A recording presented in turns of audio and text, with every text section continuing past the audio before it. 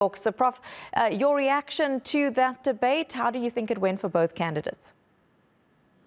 I think it was a crazy debate, unbelievably complicated. But let's put it this way. If you look at I think the balance sheet here, I think that, Harris hit Trump very hard on abortion. She hit him very hard on January 6th insurrection, no question. He hit her very hard on fracking. And he particularly hit her on the point that, you're coming up with these plans, and so you've been there for 3.5 years. Why didn't you do all these things? And of course, he hit her very hard on immigration, on the border, and his contention that millions of criminal immigrants are coming into the United States. So they hit each other on a lot of different things. But I think that, and of course, Trump was, I think, pretty, not calm, but, he had a few moments there. I mean, when she hit him with some personal things, but more or less it didn't degenerate into a fist fight. So I think overall we got to see both candidates, but I think that Trump comes across very, very strong on the economy, on taxes. His knowledge of that is very, very strong. And I think that he undermines tremendously the Biden-Harris economy and the economic policy. And that's very important. So I think overall, it's not an even match, but I think that she did not show sufficiently what her plans are. She talks in these generalities, like at the rallies, we're not going to go back, and, and all these different things she talks about, which don't mean anything. They're empty, meaningless rally points. So we had some of those. He really didn't have those. So I think that we got to see the candidates, but we didn't learn a lot about Kamala Harris. I don't think so. I think she showed she's a good debater, but as they say, where is the substance of it? And I didn't see it. Did you see enough substance from Donald Trump?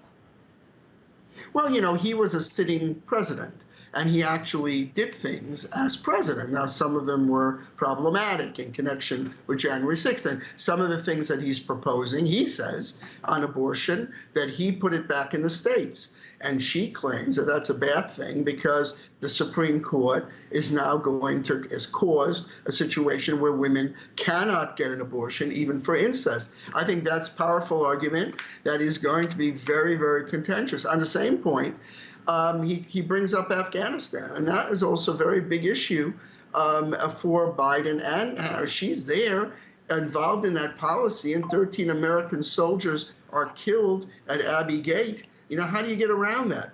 I also think, by the way, important, the body language, if you will. He was looking very, serious in his facial expression, but I thought I was very put off by her smiling at him and her facial smiles. I didn't think that was becoming for a candidate for president, and the seriousness of it. And she really trying to belittle him. The one thing he came up with, which I think was the absolutely craziest thing in the debate, was that the immigrants are coming to the United States, and they're criminals, and they're eating cats and dogs in this particular town. That was the craziest point. And one of the other points that was mentioned, Trump kept on, where's Biden? He's at the beach. These people are incompetent. You had some of that also. It's really going to boil down, I think, to American feeling of capacity and competence. And on the economy, I think, and what are the issues? I don't think the foreign policy issues, notwithstanding what you've been talking about with your reporter, those issues are not significant in Israel, Gaza. Americans are not voting on that. Ukraine, well, that's a question of expenditure, spending foreign aid. I do agree that's one that people think about, but not to the extent that they're thinking about taxes, economy, jobs. I'm going to the gas station to get gas. I'm filling up my tank. I'm going to the grocery store. Things are expensive. He hit all those points, and he showed Trump how the economy is so significant and that his management of the economy in the previous administration was very competent. And then when Biden and Harris came in, they kind of wrecked it all by doing things that might, for example, terminating the Keystone Pipeline. He said, well, why did you re-up the Putin pipeline, the Nord Stream pipeline, but you killed the Keystone pipeline? In other words, he's trying to show that the management of the economy by Biden and Harris was incompetent. That's really important. It is. That's it. Mark, I think that is very important, as you say, but how much of it is really true? Because he speaks about how inflation and the economy is the worst now than it's ever been. Inflation is the highest it's ever been in the history of the United States, which is simply not true. So when it comes to some of the actual facts from both sides, from Trump and Harris, there were many mistruths that were told tonight. And how much of the onus is then on the US voter to look up to see what is true and what is not, or to simply just believe these two candidates who want to lead the country?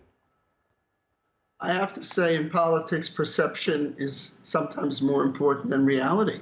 I mean, I'm sorry to say, Americans are not sitting there and doing fact checks like PolitiFact, which is a website that does that. I mean, to me, it's competence, its ability to handle the issues. That's what we're looking for, leadership, and the capacity to make good decisions. And then if you look at Afghanistan, what his point is that the Biden administration made very bad decisions. They tried to put it on him. You know, you dealt with the Taliban. Okay, I think you have to have a bit of a leap of faith in terms of politics. I mean, we've had many political campaigns, and many things were spoken in many debates and many campaigns that might not be completely true. But the idea, and I thought the moderators, in my opinion, were not necessarily neutral.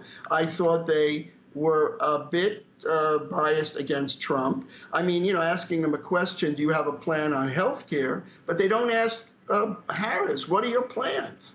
What are your plans? They don't ask me. We don't know what her plan. We know what she says she's going to do. But what is she, in fact, capable of doing? And this was the problem all along. She's a good debater. She did a good job debating him, absolutely.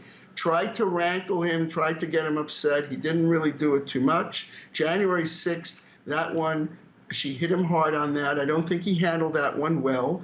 But as far as fact-checking everything, I mean, the truth is, American people watch these debates and listen to them, and they get a feeling about the candidate. Do I think this person can lead the country?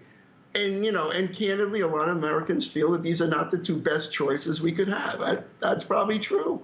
They mentioned Ronald Reagan. Wow, what an example. What a great president. But we don't have Ronald Reagan. Now we got Trump and we have Harris. And you know what? You got to pick one. And that's how it works. And that's a democracy of the candidate. So I don't think we're testing them on, you know, if she told more fibs and lies than he told, or he told things that were not true. Truth of the matter is, it's a matter of impression.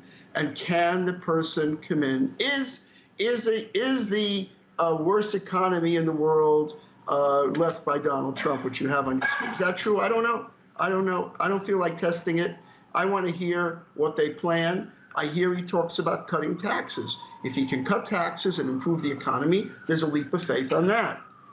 On the other hand, Harris's point is, I want to do something different, and that's how we have to evaluate it. Which she has also said that she does want to cut taxes for families, have a $50,000 tax deduction for small businesses. I felt that she spoke, and I'm speaking as obviously somebody who was not American, was watching this very much as an outsider, but she seemed to speak on more personal notes, speaking about her own family experiences, being raised by parents who came and were very middle class, being raised by an aunt who played an important part in her life, who was a small business owner.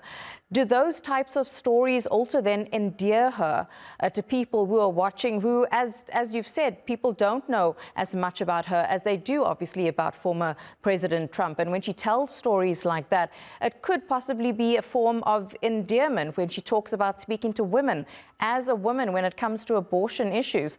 That's a very poignant thing to speak about, because, of course, as a woman, she knows what this is like and some of the issues facing women, which Donald Trump may not have the same insight to.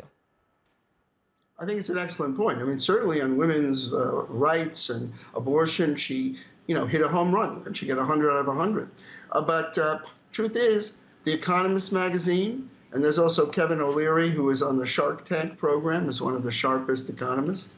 Their view is, and O'Leary's point is, that her economic plan on housing and her price control plan, in Kevin O'Leary's opinion, also The Economist magazine, is a catastrophe and a calamity for the American economy. It won't work. It will destroy the economy. Now, I'm not an economist, right? I'm not an economist. Now, the point of Trump's economic plan is the idea that if you cut corporate taxes, which the Democrats say is, pandering to the rich and the powerful and, and the wealthy getting a benefit. But the truth is that the concept there, and I'm not an economist, is that if you cut corporate taxes, then corporations will have more money to invest in the economy and will be able to create more jobs. Now, I'm not Kevin O'Leary of Shark Tank. And a sharp economist, there is not anyone better than this guy. And The Economist magazine, I have to say, is one of the best magazines on analyzing politics and economics. And they don't buy her plan. For example, on price gouging, she says prices are too high. We have to put in price controls. But you know who put in price controls? The Soviet Union and also President Nixon. And they were a calamitous failure. Now, I'm not saying it's a bad thing for her to try to come up with ideas. But if you're going to come up with ideas, they have to have validity. And the point is, they don't have validity. Now, is his point better? Is it better? He was president. And we can test what happened under his administration. But so that's really kind of the game plan here. Is a tariff a good thing? Well, they debated that. Well, Trump put in tariffs, but Biden kept the tariffs. Then they said, they attack Trump because he has tariffs. So your head starts spinning. We're not economists, as you pointed out, and not everybody understands all the little details of it. But we have to look to the economists to understand. She quotes her economists, and he quotes his economists. And he says he went to Wharton. I don't know. I'm not an economist, but I respect the economists, the experts who say that her plan does not work. And price controls is a disaster for any economy. When you put price controls in, it causes more inflation rather than less inflation. And same issue with fracking. Fracking, now she's for fracking. She was against it. So, your head spins because you don't know what she's really for. So I think, Trump. He's a known quantity with all of his pluses and minuses. We know where he stands. With Harris, I think she's kind of a work in progress. And that's not a good thing when your November 5th is your election coming up in about, 55 days or 65 days? I think we would really know what they stand. And this was the usual paradigm in American politics where you have the two candidates. One says one policy, the other says the other, and they're debated. Here, we have one candidate that's been president. We know what he says. We know what he's done for plus or minus. And we had Biden and Harris in for 3.5 years. We know what they did. But now she's basically stepping back from it. So I think the American people do not look, and I want to say this, also about the policies, they want to be relieved of the constant polarization and tension. And that's really an important point. That's why everybody wanted a normal debate here. We really need that. We need to have stability. And the question is, who is the better one to do it? And that's going to be a fascinating question. And with the Electoral College, it's going to be unbelievably, when we say, a complete nail biter to the end, where we're not going to know this to the last minute of what's going on in terms of the election. So I think right now, at the end where we are right now, we're sort of, I think they're even Steven, are pretty much evened out. I don't think one, kind of trashed the other or crushed the other. I think they're going out into the final stretch, and it's going to be a question of your faith in the capacity of the person to be commander-in-chief of the greatest, largest military capacity in the world, and one of the most, if not powerful, countries in the world. I mean, that's what we're talking about here. And that's a big job for the voters to decide. And the voters certainly will decide come November 5th. Mark Meirowitz in New York, good to get your take as always. Thank you. Thank you very much. It was a pleasure.